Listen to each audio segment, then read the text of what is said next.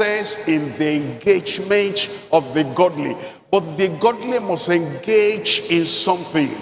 You must engage in your goings, and you must find something to do. How do I know what to do? What do you enjoy doing? You know, as we grow up, when you are growing up, there is a little child. He likes to, anything, he wants to break everything down. If he has it, if the parents have a clock, and before the parents know what, he dismantles the clock. What are you doing? What are you doing? That's the skill of that child. Is telling you that that child is built up for being an engineer.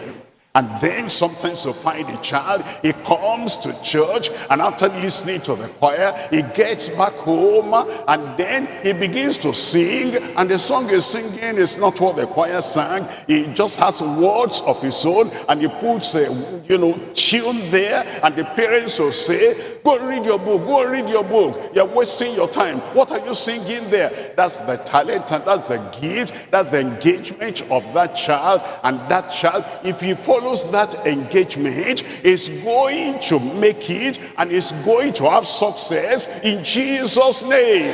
Sometimes you have a lot of children in the family, and this particular child, when the others are playing football and kicking here and there, is staying by the book and is reading the book already. Even though he's at this level, he can take the exam of somebody, of a student, away or above his level, and the parents will say, you are not social, leave the book, you're reading too much. If you're a bookworm, that's not what I want you for. That's that child. The child is an academic person.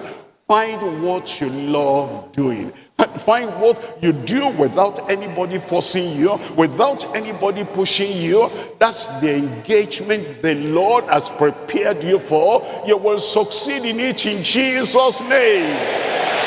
Some people say, I'm a graduate. You are a graduate, but you like driving, and you know driving, and you know all the streets and everywhere in the city. The Lord is giving you an engagement already. Go and get a taxi and then drive it. You will succeed in Jesus' name.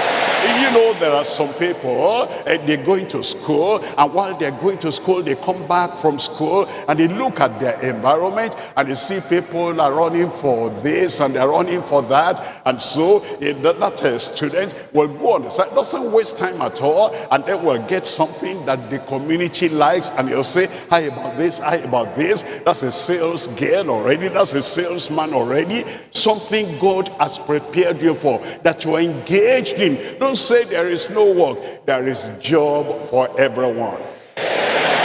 For you there is job. For you there is engagement.